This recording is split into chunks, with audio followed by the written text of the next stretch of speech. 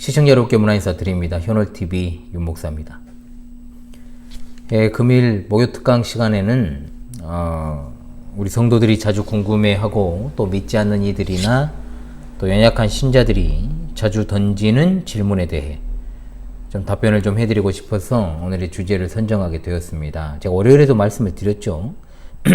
그리스도께서 오시기 이전에 태어났던 사람들의 구원의 문제, 그리고 그리스도에 대해 듣지 못한 자들의 구원의 문제, 이렇게 이제 보아야 맞을 것 같습니다. 에피소드를 하나 말씀을 드리면서 이제 시작을 좀 할까 합니다. 제가 예전에 그렇게 옛날은 아닙니다. 이런 장면들을 많이 봤지만 비교적 최근의 에피소드니까요. 기독교 백화점에서 제가 열심히 책을 고르고 있는데 세 사람이 들어와서 대화를 나누고 있습니다. 한 사람은 교역자 정도의 위치에 있는 중년 여성이었던 것 같고 두 사람은 남녀 청년인 것으로 보입니다. 그러자 그 중에 자매가 남자 청년한테 조선시대 사람들은 구원을 받았냐 못 받았냐 질문하는 거예요. 그 말투에는 약간의 이제 불만 섞인 뉘앙스가 좀 섞여 있더라고요. 그리스도를 들을 수 없는 그런 위치와 상황에 놓여 있는 사람들이 구원을 받지 못했다라고 말해도 되는 것이냐, 이런 어떤 뉘앙스적인 측면들이 보였던 것 같습니다. 남자 청년은 말을 잘 못합니다. 그리고 그 교역자로 보이는 어느 정도 나이가 있는 중년 여성이 구원을 받지 못했다라고 신중하게 그렇게 답변을 하는 모습을 보았습니다. 그래도 약간은 그래도 단호한 측면이 있더군요. 사실 이 문제에 대해서 단호하게 대답하지 못하는 측면들이 굉장히 많지요. 좀 조심스러워하는 것도 사실이고요. 그래서 이런 질문들을 받게 되면 보통은 어떻습니까? 얼렁뚱땅 넘어가거나 아니면 딱 두 가지의 극단으로 나뉘게 됩니다. 둘 중 하나는 만인 구원론적 입장에서 의롭고 올바르게 산 사람은 어떤 식으로든 하나님께서 구원해 주실 것이다 라는 입장에 있는 사람들이 있고, 다른 하나는 정반대적인 입장으로 하나님을 믿지 않았기 때문에 지옥에 간다라고 단호하게 말하죠. 그리고 그리스도께서 세상에 오신 이후 사람들에 대해서는 예수 그리스도를 믿지 않기 때문에 지옥에 간다라고 더욱더 이제 확신 있게 이야기를 하지요. 원론적인 이야기지만 사람은 날 때부터 원죄를 가지고 태어나고 또한 자신의 죄악 가운데 그 죄를 해결하지 못하고 죽을 수밖에 없는 것입니다. 보통 우리와 같은 신앙 노선에 계신 분들은 이렇게 분명하게 단호하게 주장을 합니다. 그러나 이런 말을 단호하게 이야기해 줄 수 있는 사람이 현실에서 많지는 않죠. 그래서 이 부분과 관련해서 제가 최근에 이번 주 하나님의 말씀에서 다루고 있는 로마서 1장이 어느 정도 힌트를 주는 것이 사실이죠. 비교적 최근에 그 부분을 제가 다루었기 때문입니다. 일단 사람이 착하게 살면 구원받는다 또는 구원의 가능성이 있다라는 식의 주장은 뒤로 넘겨둡시다. 말도 안 되는 소리니까. 하나님을 모르면 지옥에 간다라고 이야기를 했을 때 즉각적으로 사람들이 반발을 합니다. 이미 말씀을 드렸던 로마서 1장 19절로 20절에 나오는 것처럼 사람은 다 하나님에 대한 지식이 어느 정도는 있다는 식의 태도 아닙니까? 자, 그 부분을 한번 살펴보죠. 이는 하나님을 알만한 것이 그들 속에 보임이라 하나님께서 이를 그들에게 보이셨느니라. 창세로부터 그의 보이지 아니하는 것들 곧 그의 영원하신 능력과 신성이 그가 만드신 만물에 분명히 보여 알려졌나니 그러므로 그들이 핑계하지 못할지니라.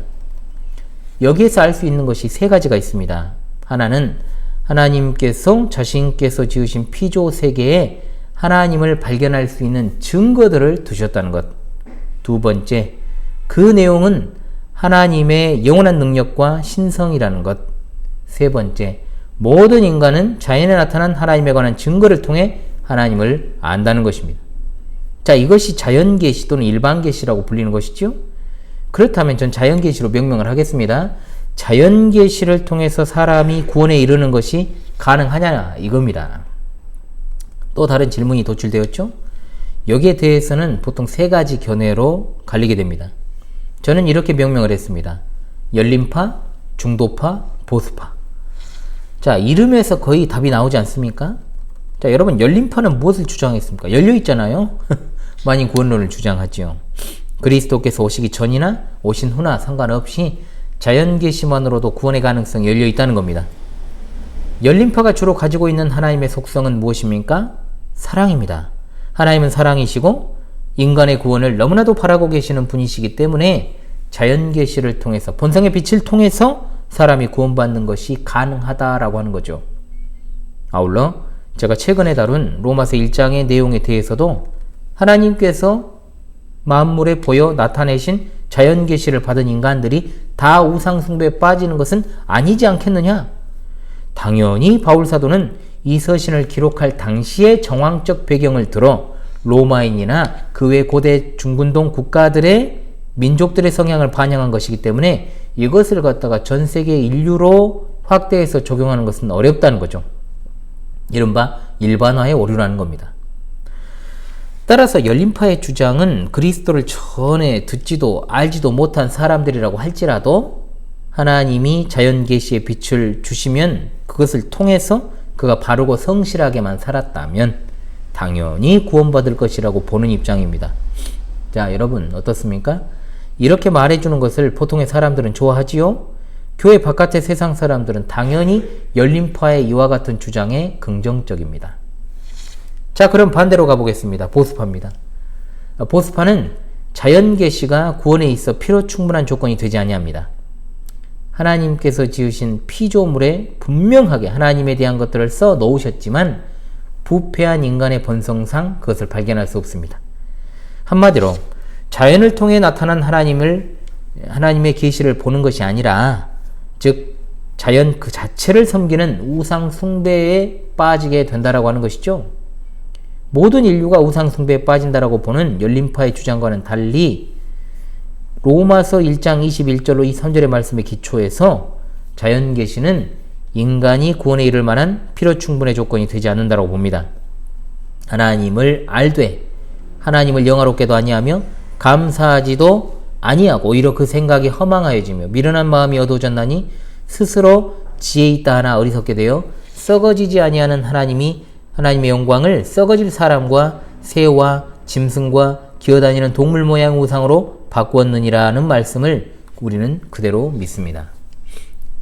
자, 그리고 이제 중도파가 있죠. 사실 그런데 이 중도의 입장이 있다기보다는 열린파와 맥을 같이 하고 있고 다만 자연 계시가 그리스도께서 오신 후가 아닌 오시기 전에 구원에 있어서 많은 역할을 했을 것이라고 보는 입장이죠.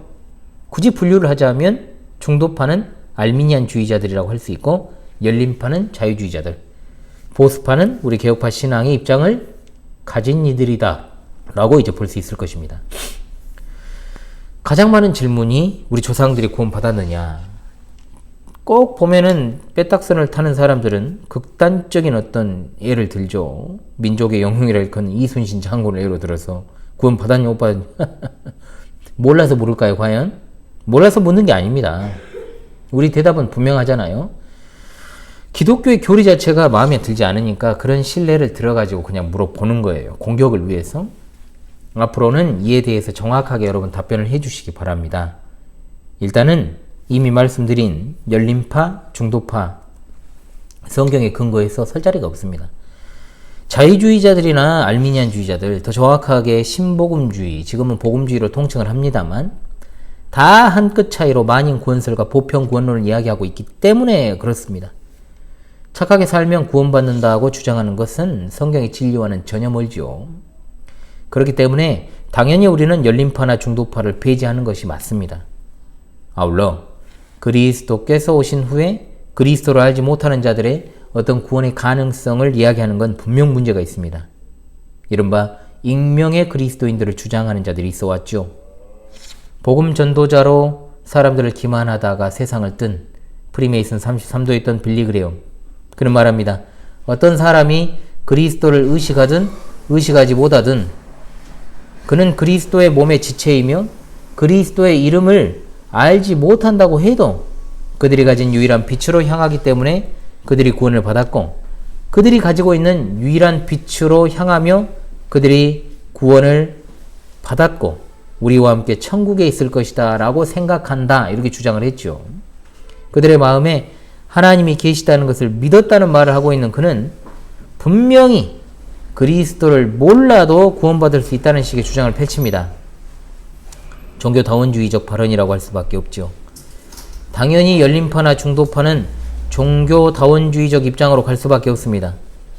그 외에 복음주의자를 사칭하면서 종교다원주의나 종교혼합주의적 입장에 있는 자들이 많고 신학자로 위장한 사탄의 종들도 있습니다만 여기서는 언급할 것이 못되고 지금 또 뒤에서 2명이 더 들어오셨습니다. 뒤에서 저를 인상 쓰면서 쳐다보고 있어요. 잘 들으세요. 지금 녹화방송을 하고 있습니다. 그렇다면 보수파의 입장에 서 있는 우리 개혁교회 신자들은 어떤 입장을 피력해야 될까요? 당연히 성경적으로 이야기를 해야 돼요. 우리는 로마서 1장에 나오는 일반 또는 자연계시는 근본적으로 어떤 사람의 구원의 가능성이 그걸 갖다가 이야기하기 위한 목적의 말씀은 아니에요. 해당 부분에서 바울사도는 분명히 말합니다. 복음이 모든 사람에게 필요하다는 것을 전제로 해서 그 문제를 가지고 메시지를 전하고 있다는 겁니다. 앞서 하나님의 진노에 관해서 설명했고 두 번째로는 사람이 하나님에 관한 진리를 억누른다라고 했죠. 하나님께서는 사람들이 누구나 충분하게 하나님을 발견하고 하나님을 예배할 수 있을 만한 계시를 주셨지만 사람들은 그렇게 하지 않고 오히려 그 주신 계시를 막아버린다는 겁니다. 전혀 그 계시의 인도함을 받아서 따라가지 않는다는 거예요. 그러므로 하나님의 진노가 임한다는 겁니다. 그 어떤 사람도 자기가 하나님을 몰라서 못 믿었다고 핑계할 수 없다는 거죠. 19절과 21절에 나오는 알다라는 말은 자각적 지식입니다. 하나님을 자각해도 그분의 존재를 인식해도 그 지식이 그 사람을 구원하는 지식이 되지 못합니다. 이것이 바로 자연계시 또는 일반에 알려졌다 하여 특별계시와 반대되는 개념으로 일반계시입니다. 이 자연계시는 두 가지 요소로 이루어져 있죠. 하나는 하나님의 영원하신 능력이고 또 하나는 하나님의 신성이라고 했습니다. 그러므로 사실상 이 세상에는 무신론이라는 것은 존재하지 않습니다. 다시 말해서 무신론을 주장할 근거가 없다는 거예요. 사람들이 하나님을 인정하고 예배하기를 거부하는 것은 하나님께 책임이 있는 게 아닙니다. 또는 하나님의 존재를 뒷받침할 만한 증거가 부족한 것도 아니고 하나님을 알고 싶지 않다는 인간의 단호한 이성적 결심에 있다는 거예요. 중요한 것은 자연계시가 제한된 계시라 해서 믿지 않는 자들이 하나님을 예배하지 않는 구실이나 핑계거리로 삼을 수 없다는 말입니다. 그런데 이 부분에서 자연계시를 통한 구원의 가능성을 운운한다? 이것은 정말로 이상한 성경 읽기라고 밖에 볼 수 없는 거죠. 자연 만물은 예나 지금이나 언제나 하나님의 모습을 반영하는 거울입니다. 종교가 없는 사람들도 하나같이 뭐라고 말합니까? 자연의 웅장한 모습을 보면서 저 우주 세계의 신비를 보라 이야기하면서 조물주의 오묘함도 찬양하면서 이처럼 하나님의 존재와 능력이 자연세계에 확실하게 나타나 있기 때문에 사람이 하나님이 계신 줄을 몰라서 내가 그분을 예배하지 않았다라고 핑계할 수 없다는 겁니다. 그러나 자연계시를 구원을 받는 것에 있어서 불충분한 것이라고 단정지어서는 안 된다고 말씀드렸습니다. 왜냐하면 하나님은 자연에 나타난 외적인 증거만 주신 것이 아니라 그 증거를 이해하고 받아들일 능력 또한 주셨기 때문입니다. 문제는 사람들이 그것을 적극적으로 거부합니다. 19절의 말씀에 하나님을 알만한 것이 그들 속에 보임이라 또는 그들에게 명확한지라 이렇게 번역을 할 수 있습니다. 이어서 곧바로 창세로부터 그에 보이지 아니하는 것들 곧 그의 영원하신 능력과 신성이 그가 만드신 만물에 분명히 보여 알려졌나니 라고 했어요. 우리 신앙의 선배들은 한결같이 이것이 외적 증거만이 아니라 사람들이 본성적으로 가지고 있는 하나님의 존재와 속성들에 관한 증거라고 말해왔습니다. 존 칼빈은 우리는 하나님의 계시에 대해서 눈이 멀었지만 심하게 눈이 멀지는 않았다라고 말합니다. 정확한 표현이죠. 도로 표지판 이야기를 제가 이 부분을 강설하면서 이야기 드렸지 않습니까? 하나님은 사람에게 시력을 주셨습니다. 크게 시력을 상실한 상태이긴 하지만 희미하고 잘 보이지 않지만 그래도 볼 수 있습니다. 그러므로 그 표지, 즉 계시를 보지 못하고 무시하기로 결정하는 것은 전적으로 누구 책임이다? 바로 그 사람의 책임이요 잘못입니다. 그러므로 당연히 정죄를 피할 수 없는 것입니다. 하나님이 만드신 만물에는 이와 같은 표지판을 1개, 2개 만들어 놓은 것이 아니라 꽉 채워 놓으셨어요. 나무 한 그루, 그냥 굴러다니는 돌 하나, 모래 한 줌에도, 잎사귀 하나에도 지금 낙엽이 우수수 떨어지고 있지 않습니까? 하나님께 영광을 돌리고 감사할 충분한 증거가 그 모든 것들에 들어있다라고 하는 것이죠. 이것이 바로 참된 지식을 얻는 방법입니다. 그러나 사람들은 이 일을 한다? 하지 않는다? 하지 않습니다. 안 하고 마는 것이 아니라 배척을 한다는 겁니다. 자연으로 대체하고 부분들을 갖다가 주워다가 아까 제가 말씀드린 나무 한 그루, 돌덩이, 모래, 그리고 태양, 뭐 여러 가지 피조물들을 들어가지고 하나님으로 바꿔버리죠. 그로 인해서 어떻게 됩니까? 더더욱 마음이 어두워지게 될 수밖에 없습니다. 즉 이 부분을 통해서는 일반 계시를 통해 인간에게 구원의 가능성이 있다 없다 이걸 알려주기 위한 목적이 아니고 자연 계시를 인간은 본성적으로 거부한다는 것을 분명하게 말하는 본문이다 이 말입니다. 여러분 아시겠습니까? 그러므로 그리스도 이전의 사람들이 하나님을 알았다고 해도 정죄받는 것이 당연하고 그리스도 이후의 사람들은 더욱 그러한 겁니다. 다만 성경에는 극히 예외적인 사례가 나온다는 것도 우리가 염두에 둡시다. 구약 성경에 나타난 하나님의 백성인 이스라엘 백성들, 그런데 이 이스라엘에 속해 있지 않지만 하나님의 특별 계시를 별도로 받았던 아주 신비로운 인물들이 등장하기 때문입니다. 창세기에 나오는 멜기세덱과 모세의 장인으로 등장하는 이드로, 그리고 너무나도 잘 아시는 욥입니다. 그들은 하나님을 알고 있었고 또한 하나님과 교제하는 인물들이었습니다. 이들에 대한 정보 그리고 어떤 신앙적 계보가 안 나오잖아요. 그냥 딱 등장을 하지 않습니까? 그래서 분명히 그런데 하나님의 그 특별 계시의 빛을 받았다라는 증거가 확실하게 드러나잖아요. 그들의 삶을 통해서. 자, 그러므로 우리는 조심스럽게 극히 예외적인 소수에게 하나님께서 특별 계시의 은혜를 베푸셨을 가능성을 전혀 배제할 수 없다는 겁니다. 왜냐? 하나님은 모든 만물에 대하여서 주권적이시기 때문이고 또 성경에 하나님께서 행하신 모든 일들이 다 기록되어 있는 것은 아니기 때문에 조심스럽게 그렇게 이야기하는 것이지 또 그런데 이것을 빌미로 해가지고 조상들의 구원의 가능성 운운하는 것은 전혀 맥락을 잘못 짚은 것이죠.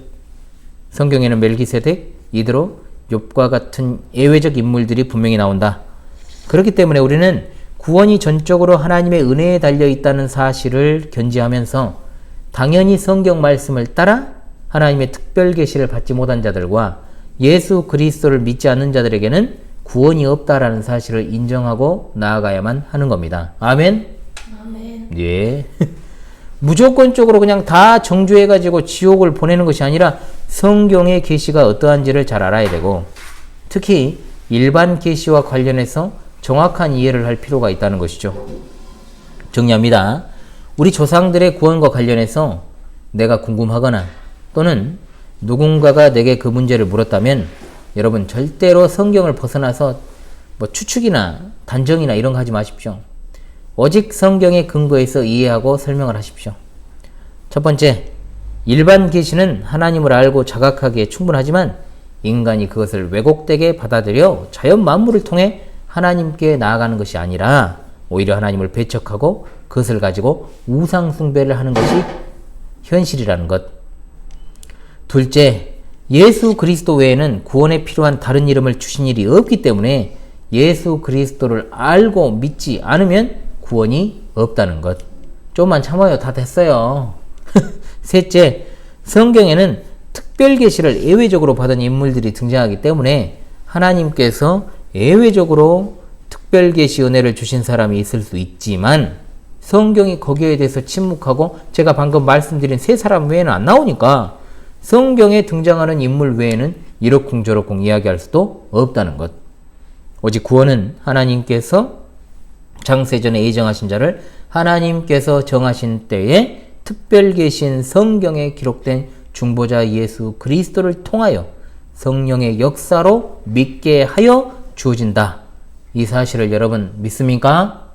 아멘입니다.